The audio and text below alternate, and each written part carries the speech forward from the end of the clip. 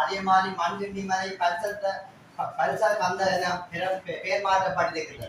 முந்திரியன் குளம் நெல்லு வெப எனவும் ஆமையன் குளம் கிரிவன் வெப எனவும் சிங்கள மயமாகிவிட்டது. இவ்வாறு தமிழர்களுடைய அடையாளங்களை ஒவ்வொன்றாக சிதைக்கின்ற வேளையிலே எங்களுடைய அந்த வகையிலே இப்பொழுதான் இந்த அரசாங்கத்தால் கொண்டு வரப்பட்டிருக்கின்ற கிபிலோயா ஆனது, அதாவது முல்லைத்தீவு கிழக்கு வவுனியா மாவட்டத்தின் கிழக்கிலே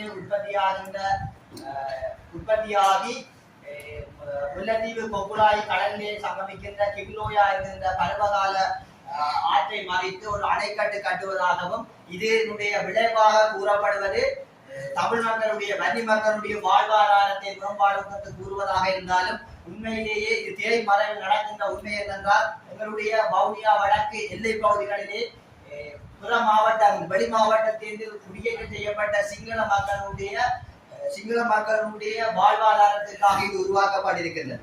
எனவே இந்த சிங்கள பெரும்பான்மை கட்சியினுடைய நோக்கமாக இருக்கின்ற வவுனியா வடக்கை சிங்களமயமாக்குவது மட்டுமில்லாமல் வடக்கு கிழக்குக்கு இடைப்பட்ட பகுதியிலே நிரந்தரமான சிங்கள குடியேற்றத்தை நிறுவி அதனூடாக வடக்கு கிழக்கினுடைய இருப்பை இல்லாமல் செய்வதை நோக்கமாக கொண்டு காலங்காலமாக தமிழ் மக்கள் கண்ணீரும் செந்நீரும் சிந்தி காத்த எங்களுடைய பூமிகள் ஆக்கிரமிக்கப்படுகின்றது. எனவே தமிழர் நிலங்களை இவர்கள் ஆக்கிரமிக்கப்படுகின்ற பொழுது அந்த தமிழர் நிலங்களை வேலியிடுகின்ற தொல்பொருள் திணைக்களமும் வனவளங்கு திணைக்களமும் வேடிக்கை பார்த்துக் கொண்டிருக்கின்றது.